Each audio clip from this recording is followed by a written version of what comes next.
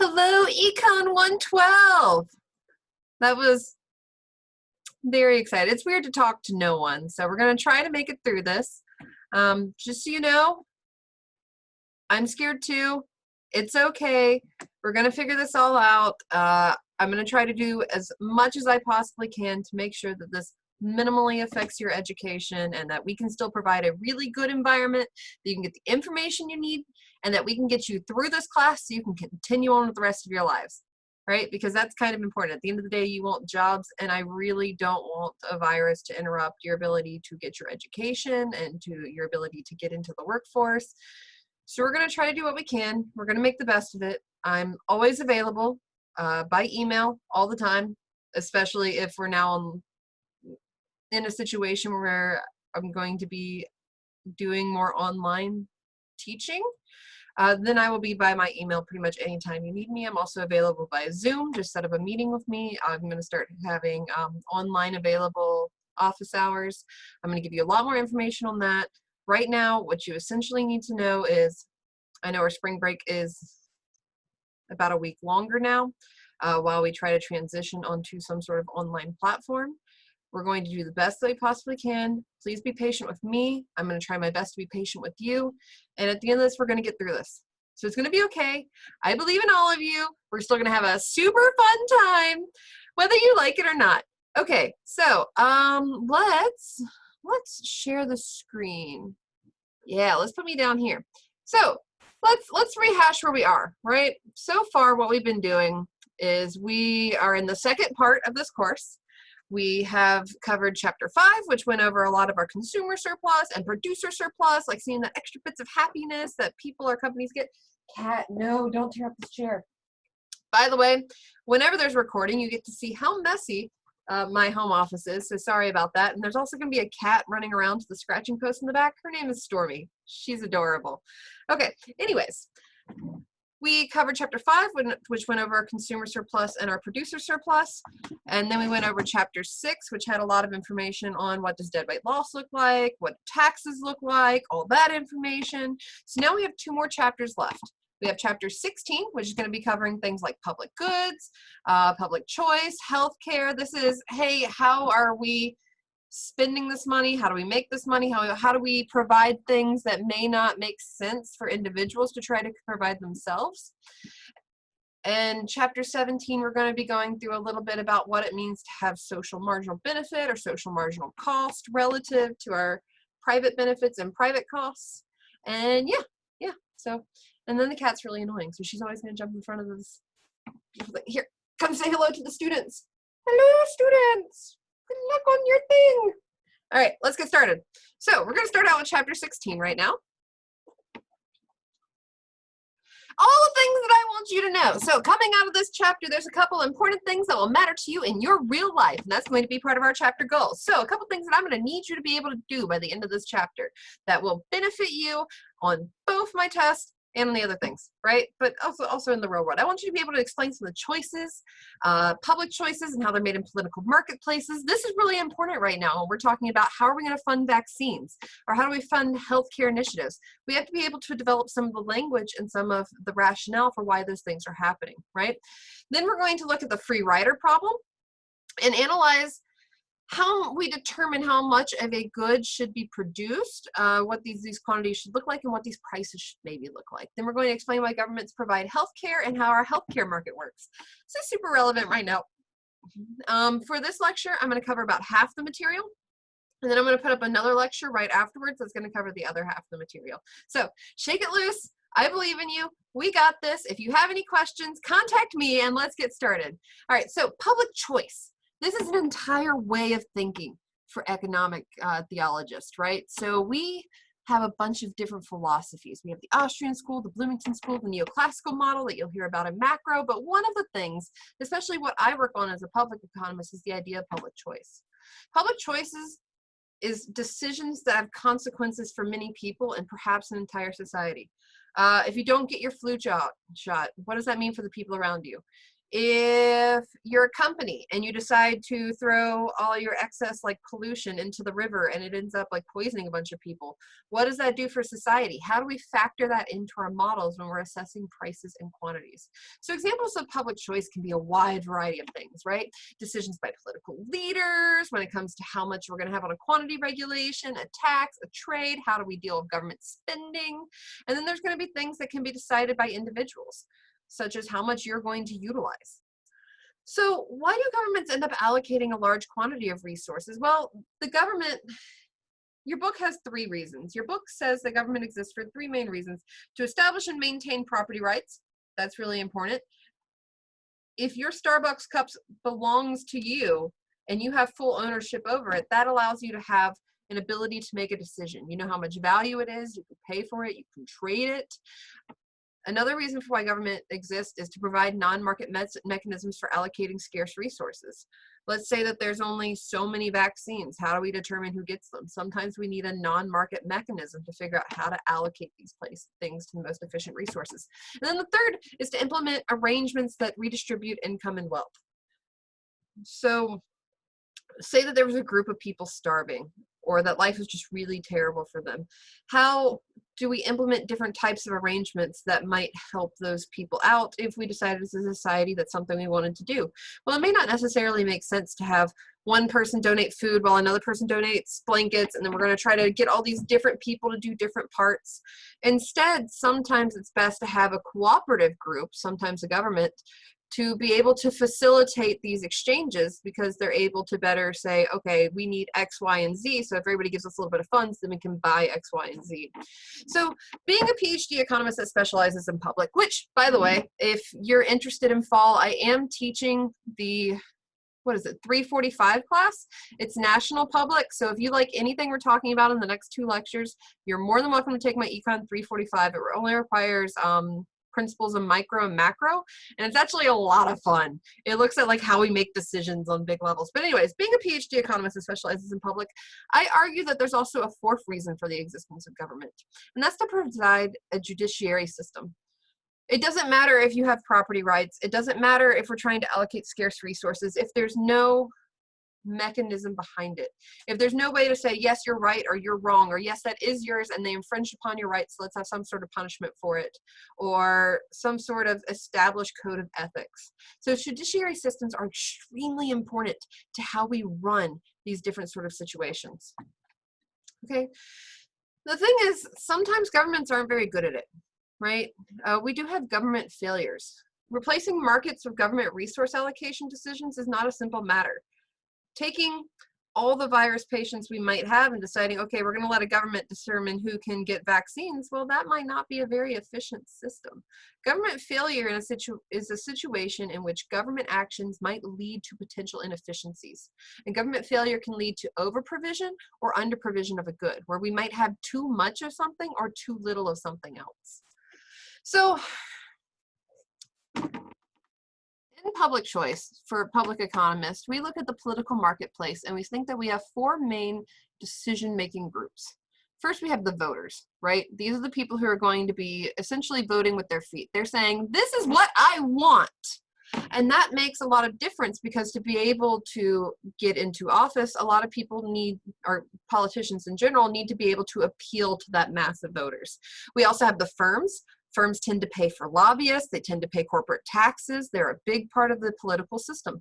Then we have the politicians themselves. They run off of a political party or some sort of political platform to be able to get votes, and the way that they do this is by coordinating where the money's going to go, right? And then we have bureaucrats. So in government, we have the people that we know, the like figureheads, right? We have Trump, we have Bernie, we have these people up at the very beginning that we vote for. But what we're not thinking about is who runs the FDA? Who runs the CDC? Who are the people that are making all of those decisions when it comes to the budget for maybe some of the individual choices? Well, we call those bureaucrats. Bureaucrats aren't necessarily elected into their position, but they are given their position either through appointment or through an application process, and they try to maximize what they can out of a budget. Now, we end up having this chart for political marketplaces. On the right, we have kind of the connection between the demand side and supply side. So the people who are demanding action tends to be these voters. Voters want some sort of outcome, and firms want some sort of outcome. They're demanding these goods and services. And then there's people who need to supply these government level goods and services, and these tend to be our politicians and our bureaucrats. So from our demand side, voters and firms, they bring in votes, campaign funds, they have lobbyists, they bring in a lot of different interactions to be able to tell government what they're wanting. And in return, politicians and bureaucrats provide policy proposals to these people or to these voters and firms saying, okay, well, maybe this is how we're going to treat airline regulations in the future, or maybe this is how we're going to build those parks that you're demanding out of the national park system. So we have that relationship, but those aren't the only relationships in between the two. We have to think of some other very important ways that the demand side and the supply side interact, and that's through money. So voters and firms pay taxes, right? That tax revenue ends up going to the politicians and bureaucrats on the supply side. Well, with that, they're able to provide different sorts of public goods and services, which go back to these voters and firms. So it's supposed to be money in through these tax revenues or other sort of revenues, and then out comes public goods and services back to the demand side. In this, we have a complete, beautiful wheel of how things ideally work. And we call this ideal world that honestly, I don't think we've ever seen in practice, but in this ideal world where taxes equal exactly the public goods and services that we want, and votes get exactly the policies that we want, we call this a political equilibrium. In a political equilibrium, the choices of voters, firms, and politicians and bureaucrats are compatible with each other. They work, and no group can see a way of improving its position by making a different choice. But this is when we get to this perfect outcome, which may not necessarily be where we are. So we started this off when I started talking about public, right? So we have public choice, but then we have to think about what is a public good. So we're talking about that this government's going to provide public goods and services to people, but what does it essentially mean? Well, it's the difference in between a lot of different categories. Let's think about a city police department and a brink security firm. Well, one of those are provided by a government entity and protect everybody. You can't not have the police protect you. They can't just say, eh. Ideally, they can't just say, eh. But that's different from maybe a brink security worker who might only be protecting one location or one set of people. Fish in the Atlantic Ocean. You can't stop people from going to go fish, right? And my use of the fish doesn't really affect your use of the fish. But in a fish farm, that would be different. Public goods are goods that exist that we can't stop people from using, such as national parks or fish in the ocean. And me using that doesn't affect your ability to use it. So me using the park doesn't affect your ability to use the park. Me fishing in the ocean doesn't affect your ability to fish in the ocean. Well, these are public goods. And these can be classified on whether they're excludable or non-excludable, and rival and non-rival. So let's talk a little bit about what that means. Let's talk about excludable first. So, I got a new toy, and I'm not sure how this is going to go, but I'm really trying my best to be good for the online environment. So let's try. Please be patient with me. This is a learning experience. So let's say that we're wanting to classify our goods into a couple different categories. So we're going to have excludable. Oh my gosh, that is the best it's come out so far. I'm so bad at writing on this thing. All right, and then we're going to have non-excludable.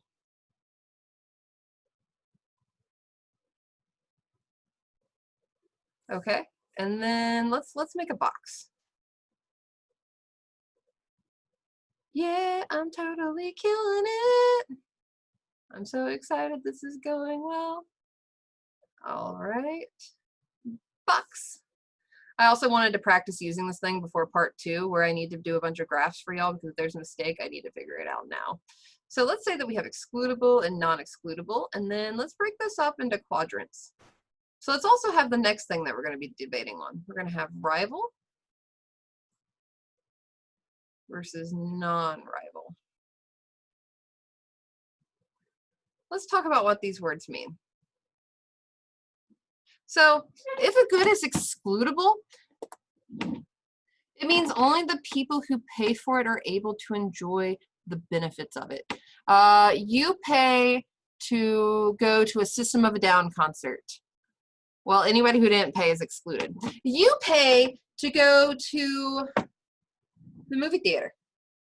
Well, anybody who didn't pay to go to the movie theater, they're excluded from that. That's what it's called when a good is excludable. But sometimes they can be non-excludable. Let's say that I wanted to have this awesome fireworks display. Well, if I'm putting up this awesome fireworks display that can be seen all around, can I stop my neighbor from looking at it? No. Can I stop the people from across the street from enjoying looking at my fireworks? No. Some goods are non-excludable, and that means it's impossible or extremely expensive to prevent anyone from being able to benefit from it. This is the idea of fishing in the ocean.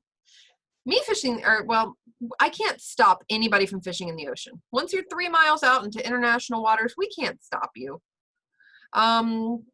If you call the cops, you can't stop anyone from the ability to be able to contact the police, right? What about like the basic 13 channels that you get even if you don't pay for a cable package? So that like basic, what are they called? I don't know. So let's just say it's on a network television. So one of the original 13 channels. If there's like a concert on network television, well, I can't exclude anybody else from being able to watch that concert. So the difference between excludable and non-excludable is whether you can stop people who did not pay from it from using it. Okay, then the next concept we're going to have is the idea of having a good that's rival. So we have excludable and non-excludable. We're going to go back to our chart in just a little bit, but then we also have the idea of rival versus non-rival. So a good is rival if a person's use of it decreases the quantity available to someone else. What does that mean? Okay, let's say that there's 10 hamburgers. I take one and I eat this. Well, does it affect your ability to eat that same hamburger? Yes. I've actually never had a hamburger. I grew up with a very hippie family. That's beside the point. Anyways, me using this good affects your ability to use this good. Let's think about a couple others. Let's say that I had private security. I just don't trust people and I want private security in my neighborhood. Well, if I have private security, let's say there's only a few private security people and I hire one of them to watch my house. Well, that really affects your ability to be able to hire that same person to watch your house, right? So this is the idea of rival. Now, goods can also be non-rival, where your use of it doesn't affect someone else's ability to use it. Yes, Kat, I hear you. Oh my goodness, we're trying to help the students. So a good's non-rival if your use of it doesn't decrease the ability of someone else to use that same one. For example, internet. If I'm using the internet right now to be able to record this lecture, it is not affecting your ability to watch Netflix at your house at all, right? It's a non-rival good. Excuse me, Kat. If I'm using the public park, and it's a pretty big public park, then my use of the public park is not going to matter for your ability to use the public park. Okay, so we got our non-excludable and we got our non-rival. We got a couple classifications that we have to do here, right? A couple things that we need to think about of what we're actually going to call these things. So the first one that we're going to think about are goods. Ooh, let's see, where's the thing? There's the thing. Goods that are both excludable and rival. We're going to call these private goods. Oh my goodness, I got to work on my handwriting. So what are private goods? When you're writing this down in your own notes, put private goods in that top left, and then let's think about a couple examples that will go there. Well, things that are excludable and rival. Let's see, what do I have here? This bazooka bubblegum, right? Can I exclude someone who did not pay from the bazooka bubblegum from using the bazooka bubblegum? Yeah, totally can. Okay. Does me chewing all the pieces of this gum affect your ability to chew the pieces of this gum? Yeah, so therefore it must be rival. Most goods, probably 98% of the goods that exist in the world are in this excludable and rival category, where we can stop people from using them that don't pay for them, and our ability to use them does affect other people's ability to use them, right?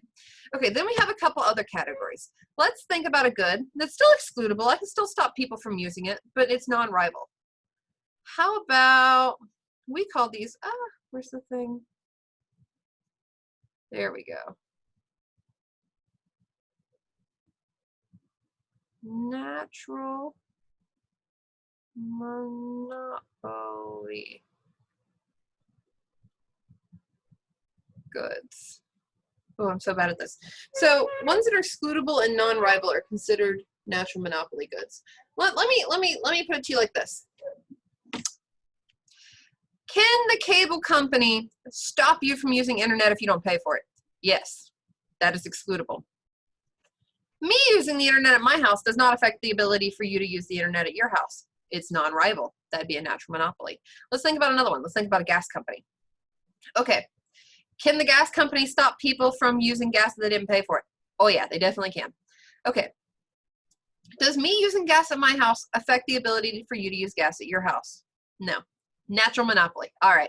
Then let's go to the top right-hand corner. Let's say that we have something that's non-excludable and rival.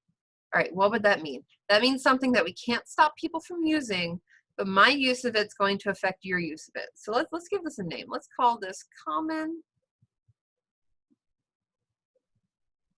resource goods. I promise my handwriting is going to get better on this the more we practice. All right, so common resource goods. I know you can't respond back, but has anybody ever been to like Moe's or Qdoba or something? And you go to the back, like you have your food, and then you decide, oh, I'd like some salsa. So you go over, and there's like these just containers of salsa, right? I can't exclude anybody from using it. Those containers of salsa are available for everybody, but there's a limited amount of it. If I decided to just pick it up and pour the entire container of salsa into my to-go package, well, that's really going to affect your ability to use that salsa. Common resource goods are ones where we tend to have a limited amount of something, but we can't stop anybody from using it. Here's another good example. One of my friends, her name's Yachin, she focuses on studying the fishing industry in Norway.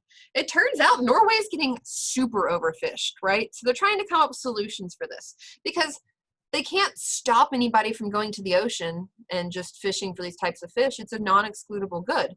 But there's only a few fish. So one person's use of taking those fish is definitely going to affect another person's use of those same fish. That's a problem.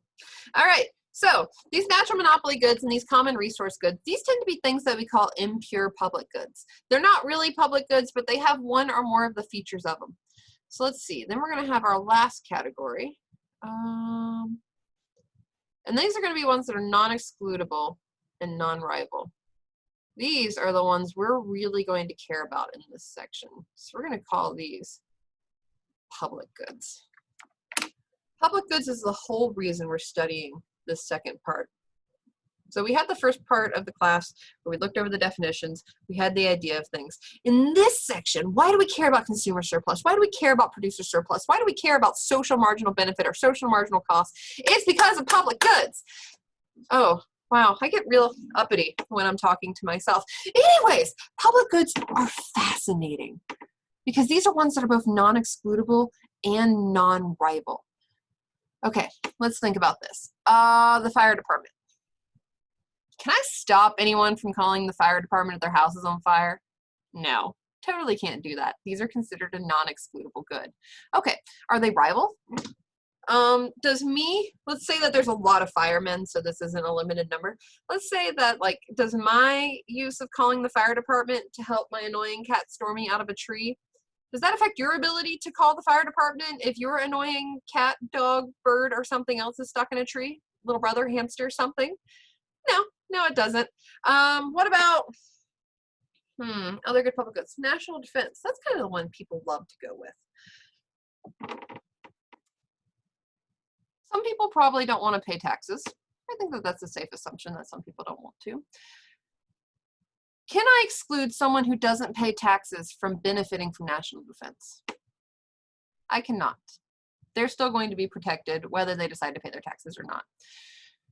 If we go to war, or if we're in a war, or if there's something else, and the government's in a fight, Well, them protecting the country, me using that resource of getting protected, does not affect my neighbor's ability to be protected, right? They also get protected. So we end up having these non-excludable, non-rival goods, and we call them public goods. The problem with public goods is we have to figure out how to pay for it. Okay, say that you're my neighbor. I know that I can't stop you from using the national defense even if you don't pay for it. And I know that if I pay for it, you still get it.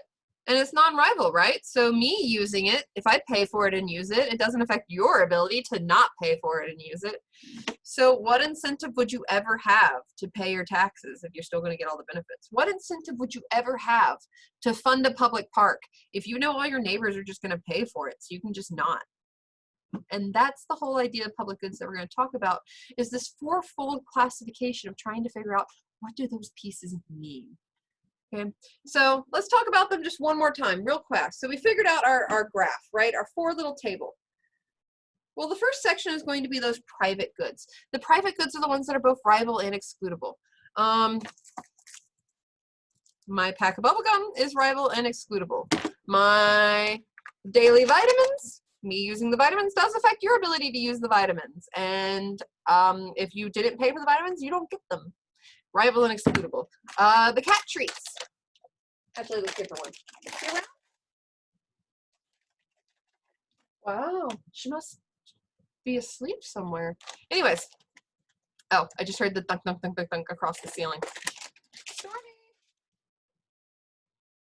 I'll stop. Anyways, so private goods, these are ones that you don't pay for it, you don't get it. If someone else is using it, you can't use it, right? Real simple. Rival, excludable. Okay, then we have these public goods that we talked about. That's the other extreme, the non-excludable, non-rival ones. A public good is both non-rival and non-excludable. This means that multiple people can consume it simultaneously and no one can be excluded from the benefits if they don't pay for it. It's the idea of national defense. That's the idea of research and development. There's a bunch of other things. All right, then we have these common resource goods. Rival, non-excludable. That was that top right section, which means a unit of a common resource can be used only once, but no one can be prevented from using what's available. Let's give you a good example. Some of you out there might have siblings. If you're stuck in your house, you might be hanging out with your sibling a little bit more than you want to right now. So let's say that instead, your parents want to give you some ice cream. You're doing real well. They realize that you are having the best econ experience ever. So let's say that they're going to give you and your sibling ice cream. Well, if they give them to you in two separate bowls, well, then these are private goods. You have your own bowl. You can exclude people from it. Your use of it really affects other people's ability to use it. It's yours. Okay. Well, what if instead your parents come up, your parental figures or your friends or something like that, and you and your sibling, they put one giant bowl in the middle full of ice cream. And they say, okay, you have to share. Go. What's the first thing you do? You reach down, you take your spoon, and you start shoveling the ice cream as quickly as possible because you're like, no, this is mine. Ah. My sister really didn't like me growing up. Anyways, so it is rivalrous. For me, using that ice cream does affect my siblings' use of that ice cream, but can I stop them from using that ice cream or from eating from this bowl? No, we were told to share. I can't exclude them at all. But we have lots of different situations like that, and we call this common resource. The situation where one group might overuse the good, such as, for example, if I'm given a bowl of ice cream to share with my sister and I eat the entire thing and Kelly gets really mad at me. We call this tragedy of the commons. Tragedy of the commons just means when we have a common resource and it gets overutilized. I might get a brain freeze. It may not be in my best interest to eat all that ice cream, but I want to win, right? We call that lack of philosophy or that disinterest, the tragedy of the commons. All right, then the fourth one that we have is naturally monopoly goods. Now remember, these are the ones that are non-rival and excludable. Okay, so I can stop you from using my cable package. Yeah, the cable company can stop you. Sure, if you don't pay for it, they just turn off your cable. But you using your cable does not affect my ability to use the cable, does not affect any of the other professors' ability to use the cable, right? Internet and cable televisions are a really good idea of natural monopolies. Okay, so if you hated my, let's look at it, really beautiful swag hand-drawn drawing right here, I'm actually proud. I'm very proud. It looks so good. If you don't like that, I did put a much prettier version in your slides so that we can see this private good, common resource good, natural monopoly good, and public goods. Now, I'm going to go ahead and interject right here because I'm sure a couple people have kind of strayed away from watching the rest of this. So let's do some bonus thing right now. Let's do some cool bonus thing. All right. So let's say that we're going to go to blackboard.siue.edu. I'm going to give more on this later. Let's say we go to our homepage. Let's have a student preview. This is what you typically see right here, this beautiful banner that I made up at the top, and then we come over here and we have our announcements about this course, part 1, part 2, part 3. There's a new section. There's this discussion board section. So remember that in the syllabus, I offer up to 5 extra bonus points on your final grade for participating in in-class activities. Well, we're going to have to come up with some alternatives. So, click on discussion boards. What we're going to see here is example of the 4 goods. Click on that. Or well, first let's read it. For 1 point of extra credit, so 1 extra point on your final grade, right? Because especially if we're going to be dealing with this online stuff, grades might be hectic. Let's go ahead and get your extra credit now. For 1 extra point on your grade, please write a post that lists 1 original example of each of the 4 types of goods that we cover. So we're going to have our private good, our common resource good, our natural monopoly good, and our public good. So what are you going to do? You're going to click on this. You're going to go to create thread, name the subject whatever you want, no cuss words, and go ahead and list me out the example of those 4 things. Maybe the private good can be hamburgers. Notice I did say like a original example, so you do actually have to come up with some stuff. Let's say for natural monopolies, internet, and a few others. Write me all 4 of those. Oh, let me move my head and press the submit button. Once you press the submit button, your discussion post gets posted. If you do it within the next week or 2, that's awesome. That's really great. You're going to get your extra credit point, okay? Because I really want to help y'all out. I really don't want you to freak out. So go ahead, do that, get your extra credit point. Let's do that. So we have this discussion board section. Examples of the 4 goods. Do that. Boom! All right, let's keep going. So we got rival, non-rival, excludable, non-excludable. Yeah, let's keep going. So things our government buys. A couple minutes ago, I just mentioned the fact that it's really hard to fund those public goods, right? How do I talk people into paying for things that they can have without paying for and that I can't stop them from using, and me using doesn't affect their ability to use it, right? Well, that's a little difficult. So of the things our government buys, national defense, protection, construction and maintenance, transportation infrastructure, this all fits within the definition of a public good. They're non-rival and they're non-excludable. Let's say that we have a highway and it's not a congested highway because then that would be rivalous if you're on it and no one else can fit on it. Let's say we have a really open highway in the middle of nowhere. Well, your use of the highway doesn't affect anybody else's ability to use the highway, and I can't stop anybody from using the highway. So this is non-rival and non-excludable. That's really hard to fund. So sometimes we have the government to come together and figure out how to finance that. Well, what about the next thing? What about, because there's a couple things that don't make sense that the government provides them. What about healthcare? People are excluded from healthcare all the time. My use of a hospital bed does affect other people's ability to use that same hospital bed. So why does the government provide this? What about education? I can't stop anybody from going to a K-12 school. They technically can all go, right? But one person sitting in the classroom kind of does affect other people's ability to use that same seat in the classroom. And actually, when we get to higher education, we exclude people from it all the time. Can't pay your tuition? Sorry. Which is terrible, I know, but that's a completely different situation. So we're going to talk about these few goods like healthcare and education that the government might provide, that it doesn't quite make sense for them to provide if we're going by this definition of a public good, right? So why do governments even provide these to begin with? Well, let's talk about the two big types of government expenditures that we're going to talk about. The first one, really important in today's society, because we're going to be talking about this a lot over the next couple of weeks, is the idea of healthcare. So healthcare is really two different types of goods. We got our healthcare services. So giving you a cast, giving you a vaccine, giving you medicine, doing all these other things. Those are healthcare services. And then we have healthcare insurance. So Athena.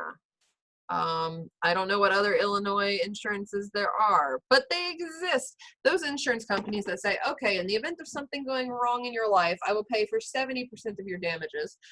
That's a different type of healthcare. So we have these two healthcare pieces. Government provides at some point both, right? Even if health insurance isn't available to everybody, like we do have Medicaid, we do have Medicare. Some people are provided this. Then we have healthcare services. The government does pay for some research and development. They do provide VA hospitals. They do provide some other sorts of things. So government effectually provides both, because left to the market alone, they would be inefficiently underprovided and unfairly distributed.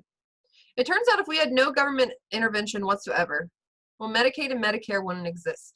Elderly individuals and poor individuals wouldn't get those same pieces of healthcare that they need. So government instead steps in to provide this, even though it does cause some inefficiencies to arise. Okay, the other one is the idea of education. So why do we provide education? Well, government provides public education because it brings benefits that have spillovers. Now, this is a term that we're going to be talking about in the second half of this recording. And this is the idea of external benefits. It turns out that having everybody around us having a bare minimum ability to communicate and read and do math and figure out how to pay with a credit card, we are benefited so much by the people around us having that basic ability that our external benefits, the benefits that we don't necessarily think about, but these extra bits of good that we get from the people around us being smarter, well, these external benefits mean that the social benefit for education is higher than my private benefit for education, right? My private benefit is, yeah, I get to be a doctor and I get to teach, and that's super cool. But the social benefit on top of that is also like, and everybody around me isn't causing traffic accidents because they can read the signs and everything like that. So there's this additional social benefit that we call an external benefit, where everybody benefits from living in an educated society. So that's a lot of the reason why government provides this, is because our private level, what we would efficiently provide if we were only thinking of ourselves, is not the same as what's actually best for society based upon the benefits we get from everybody else being better educated. That's kind of cool. Now, with all of this, you might have noticed the big red flag, right? Some of you might have noticed this. We call this the free rider problem. A free rider is someone that enjoys the benefits of a good of service without paying for it. For example, let's say that my whole neighborhood wanted to get together to make a fireworks display. 6 of my neighbors contribute. One guy doesn't. He says, screw y'all, I'm not paying for this. Well, he still gets to enjoy the fireworks, and he doesn't pay anything. So he has an incentive not to. Then the next year, one of my other neighbors says, hold on, Jeff over there didn't pay anything and he got to enjoy the firework. I'm not going to pay either. Another free rider comes in. Free riders are people that enjoy the benefits of these goods and services without actually paying for them, because no one can be excluded from the benefits of a public good. Everyone has an incentive to free ride.